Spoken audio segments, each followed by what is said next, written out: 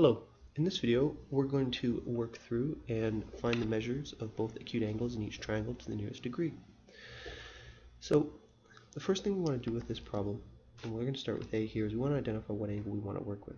So we're interested in working with angle C. Once we've picked the angle that we're interested in working with, we're going to name the sides relative to that angle. So if we go directly across from C, that will be known as the opposite side, and the side that is next to C, which is not the hypotenuse, is the adjacent. So we remember that our tan ratio, so tan of an angle, so in this case let's say tan C, is equal to the opposite divided by the adjacent. So in this case, tan C is equal to the opposite, which is 11, divided by the adjacent, which is 8. Now the temptation here might be to take this, substitute this into your calculator and get some decimal value, but we actually want to keep it as 11 over 8 until we actually take the inverse tangent, because that's going to give us a more accurate answer. Now, point of understanding here, I'm going to write a step that typically I wouldn't write.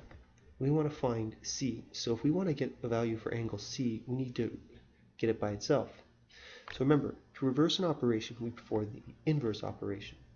So if this is tan C, we're going to perform the inverse tan to both sides.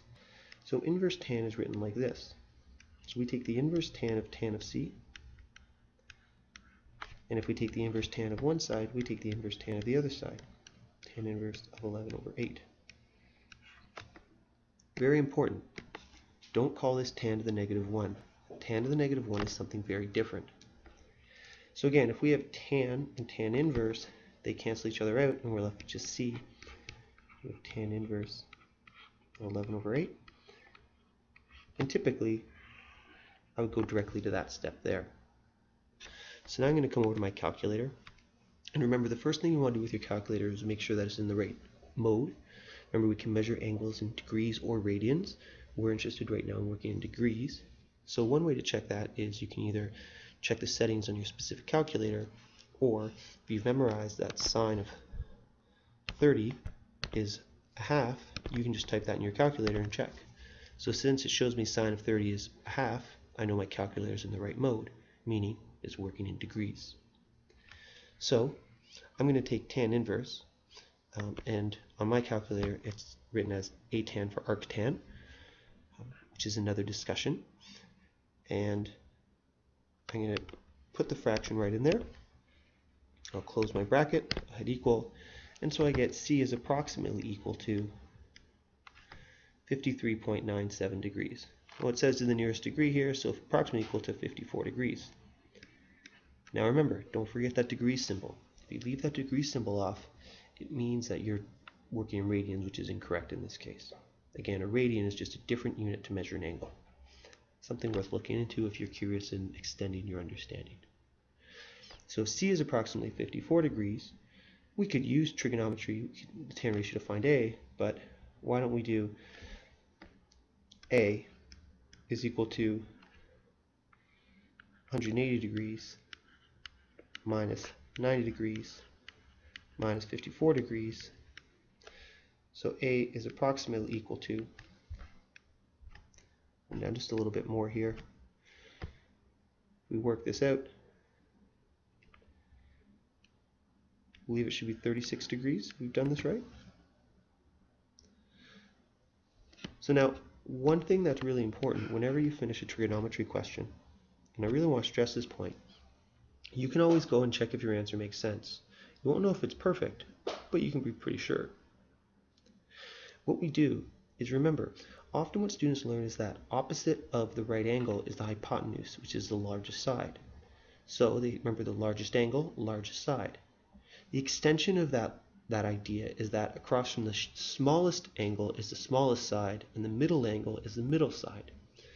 So since 8 is less than 11, it makes sense that A should be less than C, which is evident based on our question.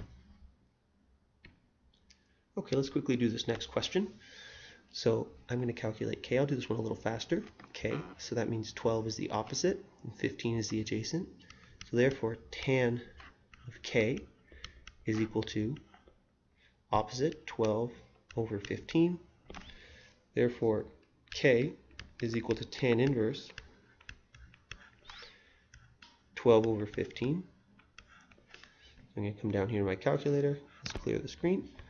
Tan inverse 12 divided by 15. Let's close that bracket. So we get, says to the nearest degree, so we're going to say K is approximately equal to 39 degrees. Don't forget that degree symbol. So now what I'm going to do is I can now, if I want to, work out using the same process, but why don't we do the tan ratio again, so tan of m. Now remember, if I'm talking about angle m, 15 is my opposite. So that's equal to 15 divided by 12. So m is equal to tan inverse 15 over 12. So m is approximately equal to, so we're going to get tan inverse 15 divided by 12, and we get 51 degrees. So there's an example of working with the tan ratio.